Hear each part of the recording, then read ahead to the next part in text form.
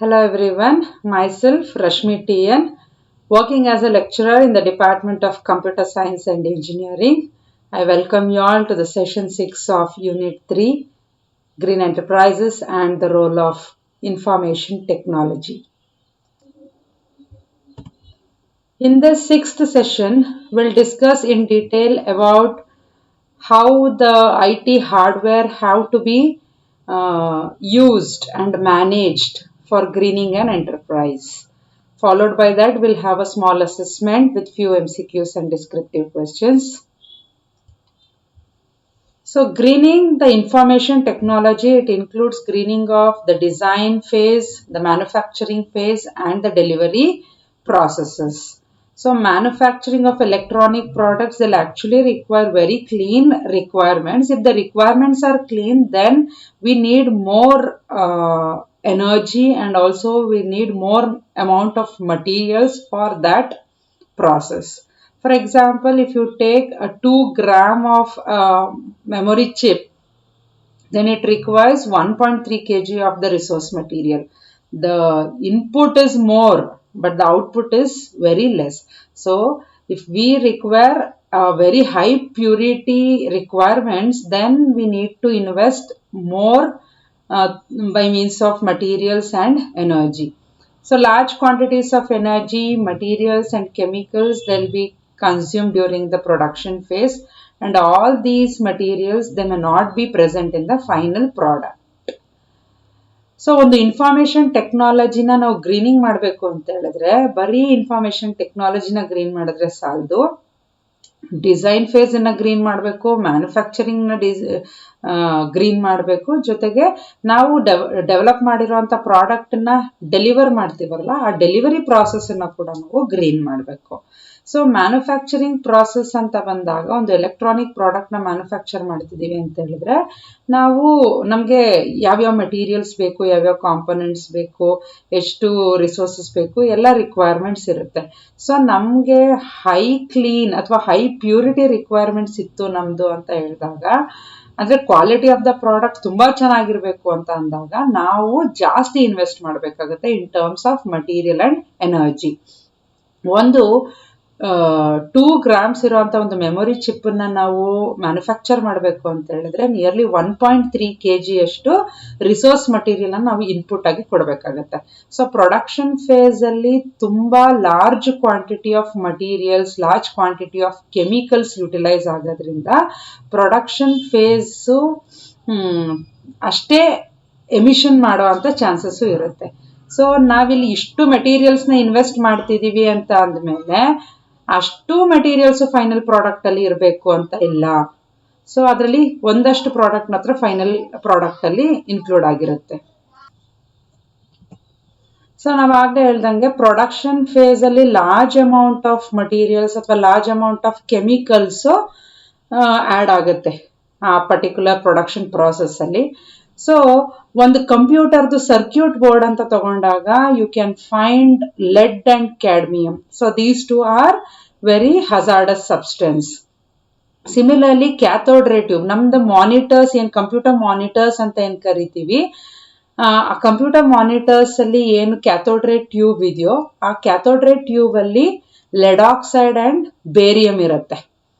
So monitors ಅಲ್ಲಿ ಬರುವಂತ switches ಏನಿದೆ, ಜೊತೆಗೆ ಆ ಫ್ಲಾಟ್ ಸ್ಕ್ರೀನ್ ಅಲ್ಲಿ you can find mercury. So mercury, barium, lead oxide, cadmium, lead, all these are hazardous materials. So ನಾವು ಬರೀ ಒಂದು ಹಾರ್ಡ್ವೇರ್ ನ ಮ್ಯಾನೇಜ್ ಮಾಡೋದಷ್ಟೇ ಅಲ್ಲ, ಅದ್ರ ಯೂಸೇಜ್ ಕೂಡ ನಾವು ಮ್ಯಾನೇಜ್ ಮಾಡಬೇಕಾಗುತ್ತೆ. ಯಾಕೆ ಈ ತರ ಹಜಾರ್ಡಸ್ ಸಬ್ಸ್ಟೆನ್ಸಸ್ ಅದರಲ್ಲಿ ಇನ್ಕ್ಲೂಡ್ ಆಗಿರೋದ್ರಿಂದ ಆ ಹಾರ್ಡ್ವೇರ್ ನ ಯೂಸ್ ಮಾಡುವಾಗ ಆ ಮೆಟೀರಿಯಲ್ಸ್ ಅಥವಾ ಹಜಾರ್ಡಸ್ ಸಬ್ಸ್ಟೆನ್ಸಸ್ ಇಂದ ನಮಗೆ ಅಫೆಕ್ಟ್ ಆಗುವಂತ ಸಾಧ್ಯತೆ ಇರುತ್ತೆ. ಸೊ ನಾವು ಹಾರ್ಡ್ವೇರ್ ನ ಮ್ಯಾನೇಜ್ ಮಾಡೋದ್ರ ಜೊತೆಗೆ ಅದ್ರ ಯೂಸೇಜ್ ಅನ್ನು ಕೂಡ ನಾವು ಮ್ಯಾನೇಜ್ ಮಾಡಬೇಕು. It is very important.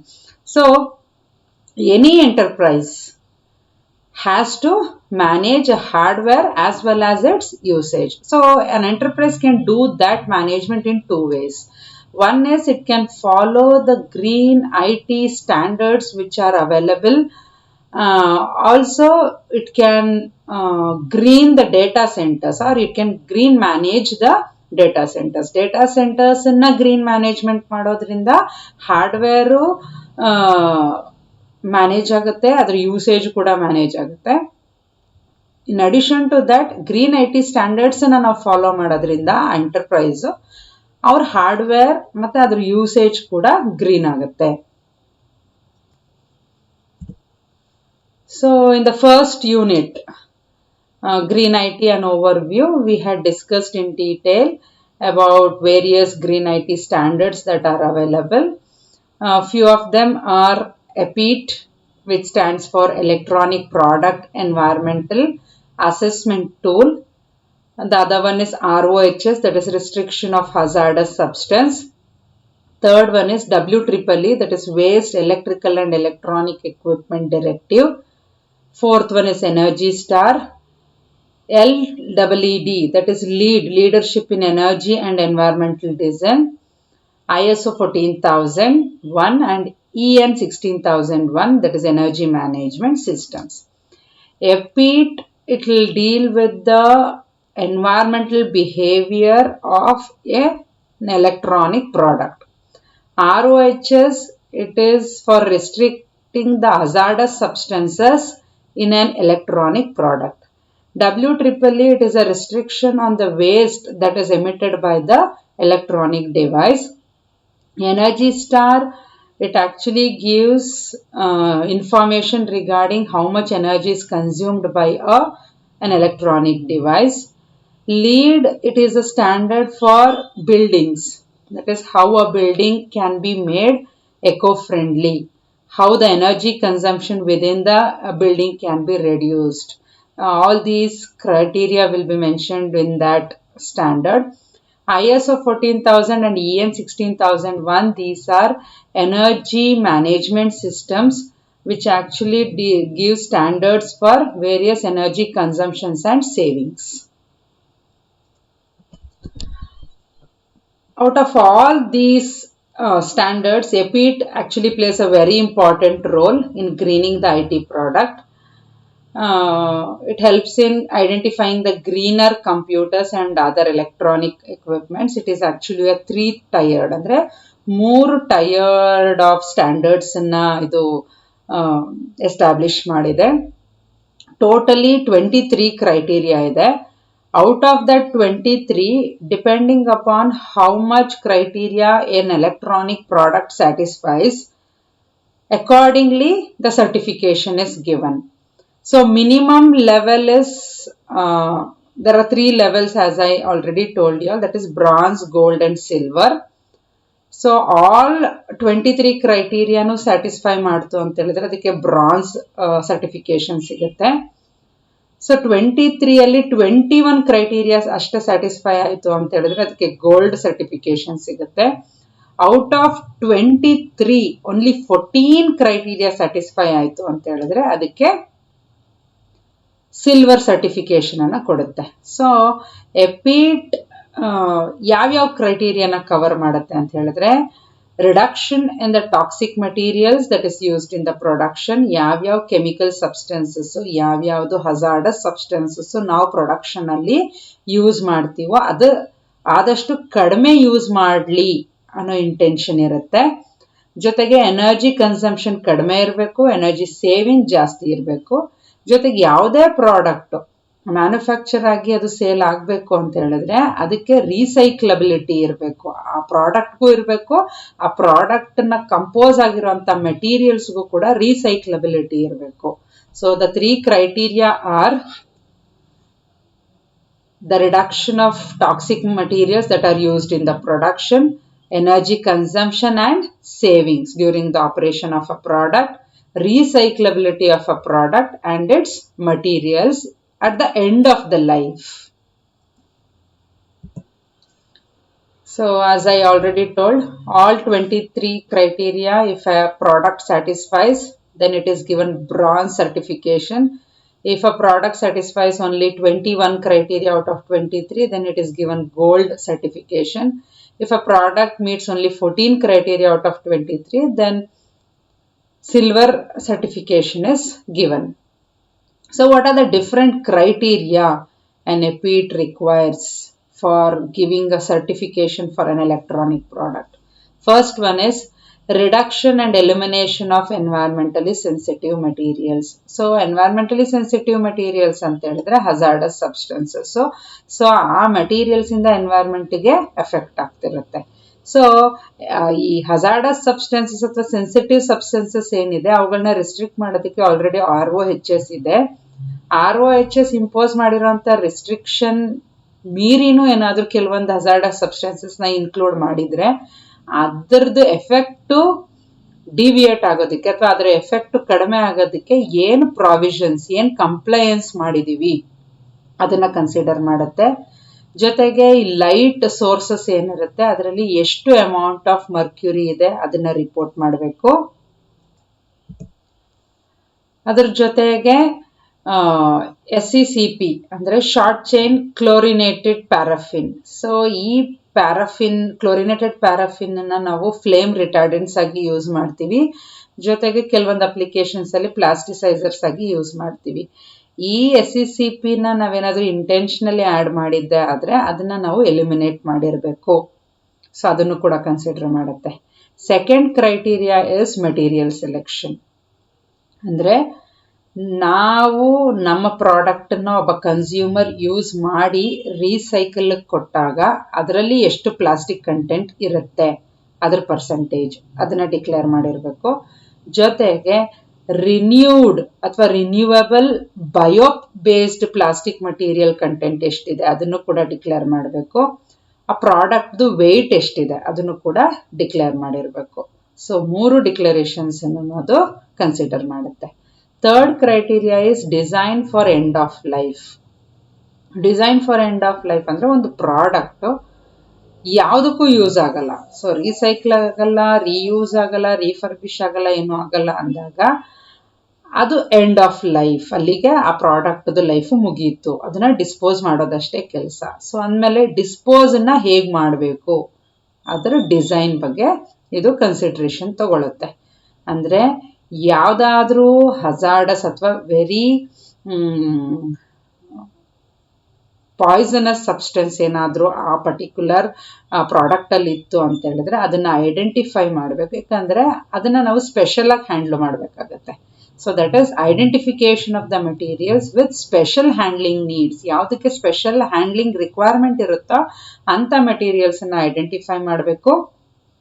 ಜೊತೆಗೆ ಈ ಪ್ರಾಡಕ್ಟಲ್ಲಿ ಆದಷ್ಟು ಪೇಂಟು ಕೋಟಿಂಗ್ಸನ್ನು ಕಡಿಮೆ ಎಲಿಮಿನೇಟ್ ಮಾಡಿರಬೇಕು. ಸೊ ದ್ಯಾಟ್ ರೀಸೈಕ್ಲಿಂಗ್ ಆಗುವಾಗ ಪೇಂಟ್ಸ್ ಆ್ಯಂಡ್ ಕೋಟಿಂಗ್ಸು ಕಾಂಪ್ಯಾಟಿಬಲ್ ಇರಲ್ಲ.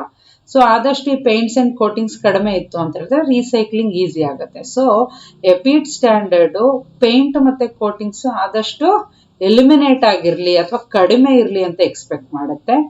ಅದ್ರ ಜೊತೆಗೆ ನಮ್ಮ ಪ್ರಾಡಕ್ಟ್ ಏನಿದೆ ಅದು ಈಸಿಯಾಗಿ ಡಿಸ್ಅಸೆಂಬ್ಲಿ ಮಾಡೋ ಥರ ಇರಬೇಕು ನಮ್ಮ product. So it will consider that criteria also. So ಆ ಪ್ರಾಡಕ್ಟಲ್ಲಿ ಎಷ್ಟು ಪ್ಲಾಸ್ಟಿಕ್ ಕಾಂಪೊನೆಂಟ್ಸ್ ಇದೆ ಅದನ್ನು ಐಡೆಂಟಿಫೈ ಮಾಡಬೇಕು. ಆ್ಯಂಡ್ ಹಜಾರ್ಡಸ್ ಮೆಟೀರಿಯಲ್ಸಿಂದ ಮಾಡಿರೋಂಥ ಯಾವುದಾದ್ರೂ ಕಾಂಪೊನೆಂಟ್ಸ್ ಇತ್ತು ಅಂತ ಹೇಳಿದ್ರೆ ಅದನ್ನು ಐಡೆಂಟಿಫೈ ಮಾಡಿ ರಿಮೂವ್ ಮಾಡಬೇಕು. ದೆನ್ ಮಿನಿಮಮ್ 65% ಅಷ್ಟು ರೀಯೂಸಬಲ್ ಆ್ಯಂಡ್ ರೀಸೈಕ್ಲಬಲ್ ಮೆಟೀರಿಯಲ್ ಇದ್ದರೆ ಸರ್ಟಿಫಿಕೇಶನ್ ಸಿಗೋದಕ್ಕೆ ಈಸಿ ಆಗುತ್ತೆ. So minimum 65% of reusable or recyclable materials should be included in your product. And fourth criteria is product longevity or life cycle extension. That is availability of additional 3-year warranty or service agreement. Second one is upgradable with common tools. ಯಾವುದೇ ಒಂದು ಪ್ರಾಡಕ್ಟ್ನ ನಾವು ತಗೊಂಡಾಗ ಅದಕ್ಕೆ guarantee warranty ಅಂತ ಇರುತ್ತೆ. Guarantee ಅಂತ ಹೇಳಿದ್ರೆ ಆ ಪರ್ಟಿಕ್ಯುಲರ್ ಡ್ಯೂರೇಷನಲ್ಲಿ ಆ ಪ್ರಾಡಕ್ಟ್ ಏನಾದರೂ ಡ್ಯಾಮೇಜ್ ಆಯಿತು ಅಂದರೆ ಕಂಪ್ಲೀಟ್ ಹೊಸ ಪ್ರಾಡಕ್ಟನ್ನೇ ನಮಗೆ ರೀಪ್ಲೇಸ್ ಮಾಡ್ತಾರೆ. ಸಪೋಸ್ ಆ ಡ್ಯೂರೇಷನ್ ದಾಟಿ ಸಪೋಸ್ ಏನಾದರೂ ಪ್ರಾಡಕ್ಟ್ ಡಿಫೆಕ್ಟ್ ಆಯಿತು ಅಂತ ಹೇಳಿದ್ರೆ ಎಂಟೈರ್ ಪ್ರಾಡಕ್ಟ್ನ ರೀಪ್ಲೇಸ್ ಮಾಡಲ್ಲ. ಕೆಲವೊಂದು ಸ್ಪೇರ್ ಪಾರ್ಟ್ಸ್ಗಳು ಏನು ಡ್ಯಾಮೇಜ್ ಆಗಿರುತ್ತೋ ಅವುಗಳನ್ನ ಮಾತ್ರ ರೀಪ್ಲೇಸ್ ಮಾಡಿ ಕೊಡ್ತಾರೆ. ಸೊ ಆ ಫೆಸಿಲಿಟಿನ ನಾವು ವಾರಂಟಿ ಅಂತ ಕರಿತೀವಿ. ಸೊ ಎಪಿಟ್ ಏನು ಹೇಳುತ್ತೆ, you have to provide additional 3-year warranty.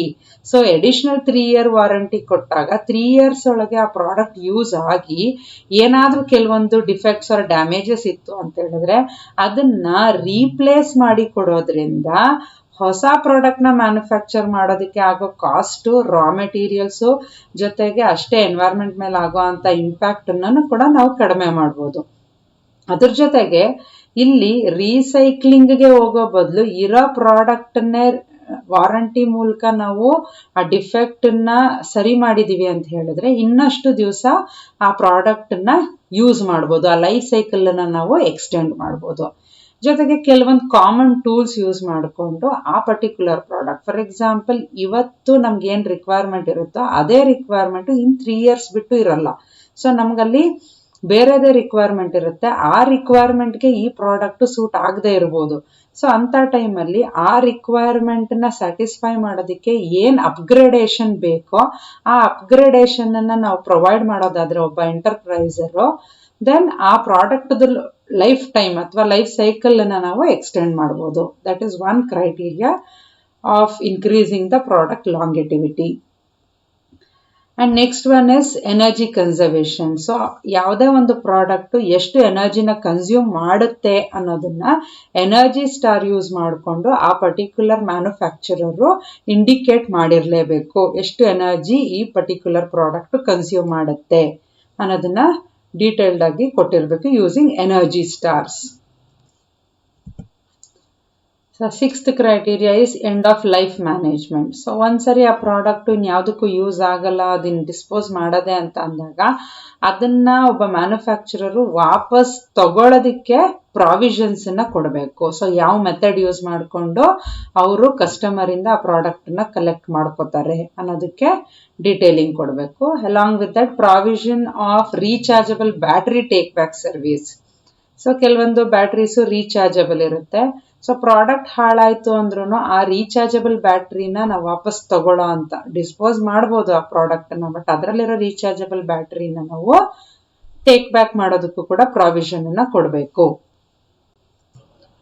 So in addition to all this, EPID standard will also demand for a corporate performance, that is environmental policies ಏನಿದಾವೆ ಅದ್ರ ಜೊತೆ ಈ ಕಂಪನಿ ಅಥವಾ ಎಂಟರ್ಪ್ರೈಸು ಕನ್ಸಿಸ್ಟೆಂಟ್ ಆಗಿ behave ಮಾಡ್ತಾ ಇದೆ ಅನ್ನೋದನ್ನ ಡೆಮಾನ್ಸ್ಟ್ರೇಟ್ ಮಾಡಿ ತೋರಿಸ್ಬೇಕು. ಜೊತೆಗೆ ತನ್ನದೇ ಆದಂಥ ಒಂದು ಎನ್ವೈರ್ಮೆಂಟಲ್ ಮ್ಯಾನೇಜ್ಮೆಂಟ್ ಇನ್ಫಾರ್ಮೇಷನ್ ಸಿಸ್ಟಮನ್ನು ಡಿಸೈನ್ ಮಾಡಿ ಮ್ಯಾನುಫ್ಯಾಕ್ಚರ್ ಮಾಡಬೇಕು, ಸೆಲ್ಫ್ ಸರ್ಟಿಫೈ ಮಾಡಿ ಆ ಸಿಸ್ಟಮನ್ನು ಯೂಸ್ ಮಾಡಬೇಕು for design and manufacturing organisations. Along with that performance ಟ್ರ್ಯಾಕನ್ನು ಕನ್ಸಿಸ್ಟೆಂಟ್ ಆಗಿ ಮೇಂಟೈನ್ ಮಾಡಿರೋಂಥ ಒಂದು ಕಾರ್ಪೊರೇಟ್ ರಿಪೋರ್ಟ್ನ ಜನರೇಟ್ ಮಾಡಿ ಕೊಡಬೇಕು. The next criteria is packaging.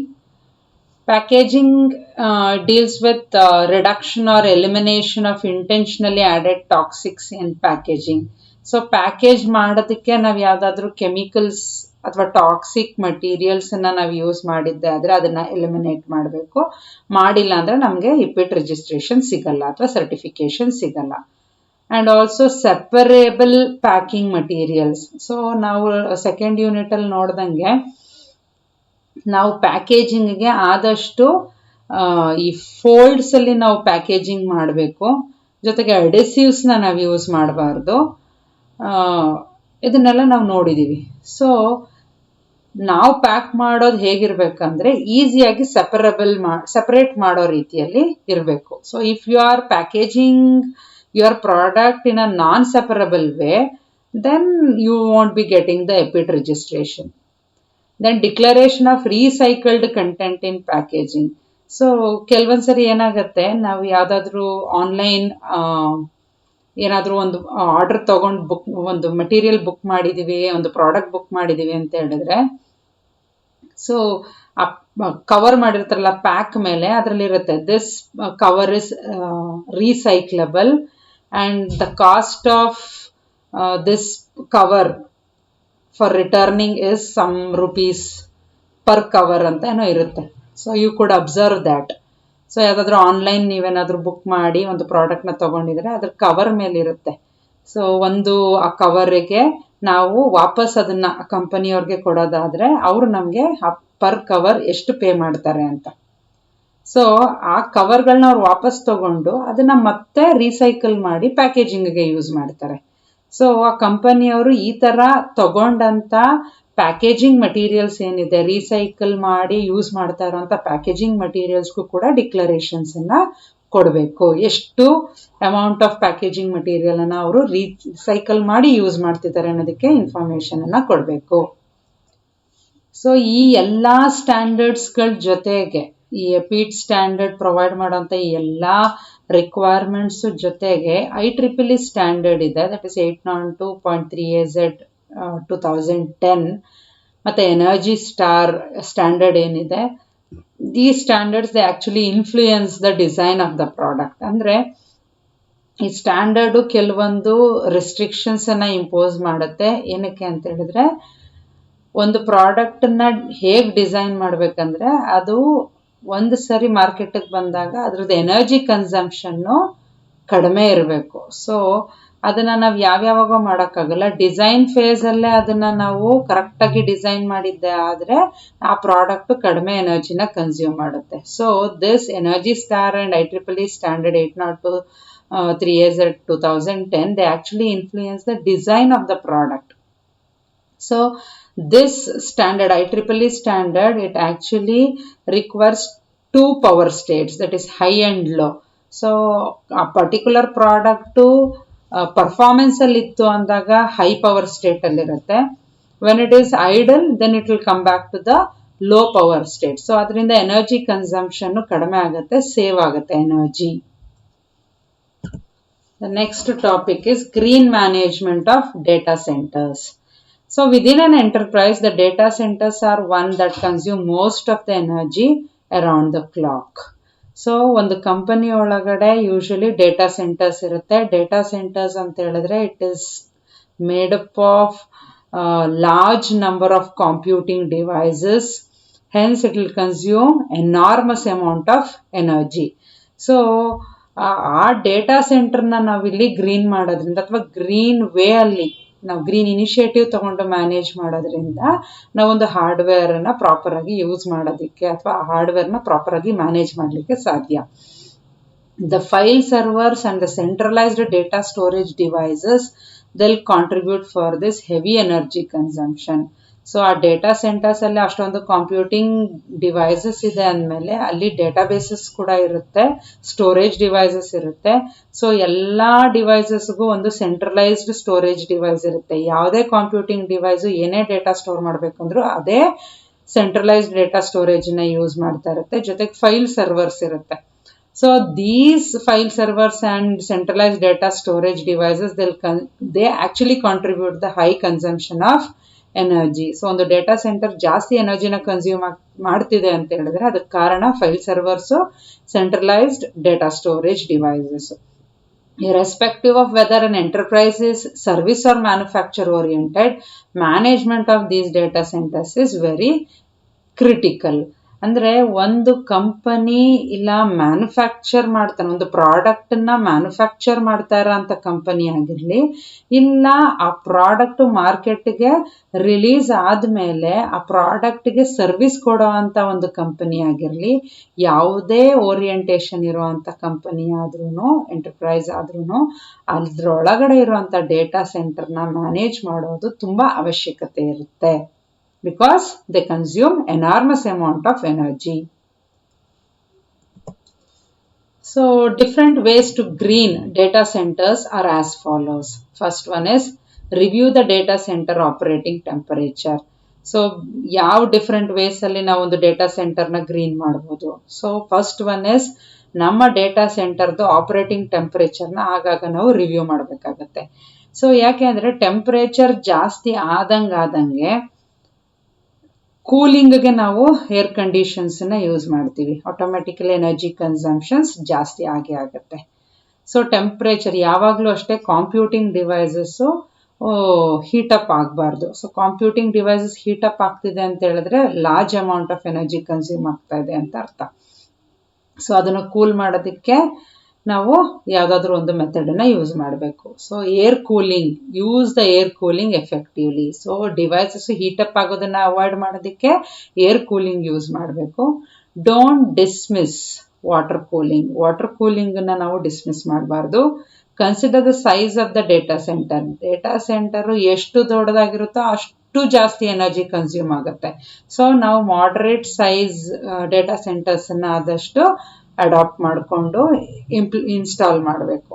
So renewable sources of ಎನರ್ಜಿನ ಯೂಸ್ ಮಾಡಬೇಕು. ಅಂದರೆ instead of taking instead of using the electric supply that is available from the electric corporations, we have to generate our own electricity by using renewable sources. That is solar panels use ಮಾಡಿಕೊಂಡು electricity generate ಮಾಡುವಂಥದ್ದು, ಅಥವಾ wind mills use ಮಾಡಿಕೊಂಡು energy generate ಮಾಡುವಂಥದ್ದು, generate ಮಾಡಿ ನಮಗೆ ನಾವೇ use ಮಾಡ್ಕೊಳ್ಳೋ ಅಂಥ ಫೆಸಿಲಿಟಿನ ನಾವು ಕ್ರಿಯೇಟ್ ಮಾಡಬೇಕು. ಜೊತೆಗೆ ಔಟ್ಸೋರ್ಸಿಂಗ್. ಕೆಲವೊಂದು ಸರಿ ಈ ಡೇಟಾ ಸ್ಟೋರೇಜ್ ಅಥವಾ ಈ ಸರ್ವರ್ಸ್ಗಳೇನಿರುತ್ತೋ ಇವುಗಳನ್ನ ಮೇಂಟೈನ್ ಮಾಡೋದು ಆ ಡೇಟಾ ಸೆಂಟರ್ ಒಳಗಡೆ ತುಂಬ ಕಾಂಪ್ಲಿಕೇಶನ್ಸ್ ಆಗುತ್ತೆ. ಸೊ ಹಾಗಾಗಿ ನಮ್ಮ ಕಂಪನಿ ಒಳಗಡೆ ಅದನ್ನು ಇನ್ಸ್ಟಾಲ್ ಮಾಡೋ ಬದಲು ಅದನ್ನು ಔಟ್ಸೋರ್ಸಿಂಗ್, ಬೇರೆಯವರಿಗೆ ಅದನ್ನು ಔಟ್ಸೋರ್ಸಿಂಗ್ ಕೊಡೋದ್ರಿಂದ ನಮಗಿನ್ನ ಹೆಚ್ಚಾಗಿ we are paying them some amount of money, so they will take care better than us. So ಔಟ್ಸೋರ್ಸಿಂಗನ್ನು ಮಾಡಬೇಕು. So replace hard drives with solid state disk. ಯಾಕೆ ಹಾರ್ಡ್ ಡ್ರೈವ್ಸ್ನ ಸಾಲಿಡ್ ಸ್ಟೇಟ್ ಡಿಸ್ಕ್ ಜೊತೆ ರೀಪ್ಲೇಸ್ ಮಾಡಬೇಕಂದ್ರೆ hard ಡ್ರೈವ್ಸ್ದು mechanical movement ಇರುತ್ತೆ. So lot of spinning, lot of energy consumption, mechanical movement ಇರೋದ್ರಿಂದ. ಈ ಸಾಲಿಡ್ ಸ್ಟೇಟ್ ಡಿಸ್ಕಲ್ಲಿ you don't find that mechanical movement, so energy consumption ಕಡಿಮೆ. So use storage tiering to increase utilization. So ನಾನು last second ಯೂನಿಟಲ್ಲಿ ಹೇಳುವಾಗ we have discussed that utilization ಜಾಸ್ತಿ ಮಾಡಬೇಕಂದ್ರೆ, ಅಂದರೆ ಮೆಮೊರಿ ಯುಟಿಲೈಸೇಷನ್ ಜಾಸ್ತಿ ಮಾಡಬೇಕು ಅಂತ ಹೇಳಿದ್ರೆ, ಇಂಪ್ರೂವ್ ಮಾಡಬೇಕು ಅಂತ ಹೇಳಿದ್ರೆ, ನಮ್ಮ ಡೇಟಾನ ನಾವು ಕೆಟಗರೈಸ್ ಮಾಡಿ ಹೈ ಪ್ರಯಾರಿಟಿ ಡೇಟಾ ಒಂದು ಕಡೆ, ಮೀಡಿಯಂ ಪ್ರಯಾರಿಟಿ ಅಥವಾ ಲೋ ಪ್ರಯಾರಿಟಿ, ಅಥವಾ data of one kind should be placed on one tier, the other kind of data should be placed on another tier. So ಆ ಥರ ಟೈರಿಂಗ್ ಮಾಡೋದ್ರಿಂದ whenever we need an information or the data, easily it will be accessible. So if we are dumping all the data into one heap, then retrieving that data will consume a lot of energy. So tiering this way, that is grouping different kind of data into different tiers, will make the access operation very easy, and also the energy consumption will be reduced. Next one is implement better storage softwares. So there are many storage softwares are available. We have to choose a better one and implement it. Use the cloud. So instead of using the storage available in our device and making our system heat up or making them slow, we have to use the cloud storage, where we can purchase the storage and we can use it, so that the information is accessible globally, anywhere, anytime, in any situation. And the next one is replace older hard drives. So older hard drives, as I already told you, they'll consume more energy, so you have to replace it with either SSDs or the newer hard drives which are more fast. Then you have to turn on the thin provisioning. So thin provisioning use ಮಾಡೋದ್ರಿಂದ ನಮ್ಮ energy consumption ಕೂಡ ಕಡಿಮೆ ಆಗುತ್ತೆ. ಡಿಡೂಪ್ಲಿಕೇಶನ್ and compression. So ಒಂದೇ data ಎಷ್ಟೊಂದು copies ಆಗೋದನ್ನು ನಾವು avoid ಮಾಡಬೇಕು. ಸೊ ಆ ಡೂಪ್ಲಿಕೇಶನ್ನ ಕಡಿಮೆ ಮಾಡೋದನ್ನೇ ನಾವು ಡಿಡೂಪ್ಲಿಕೇಶನ್, ಎಲಿಮಿನೇಟ್ ಮಾಡೋದನ್ನೇ ನಾವು ಡಿಡೂಪ್ಲಿಕೇಶನ್ ಅಂತ ಕರಿತೀವಿ. ಜೊತೆಗೆ ಆದಷ್ಟು ಡೇಟಾನ ಆ್ಯಕ್ಚುಯಲ್ ಸೈಜಲ್ಲಿ ಸ್ಟೋರ್ ಮಾಡೋ ಬದಲು ಕಂಪ್ರೆಸ್ ಮಾಡಿ ಸ್ಟೋರ್ ಮಾಡೋದ್ರಿಂದ ಸ್ಪೇಸ್ ಕಡಿಮೆ ತಗೊಳುತ್ತೆ.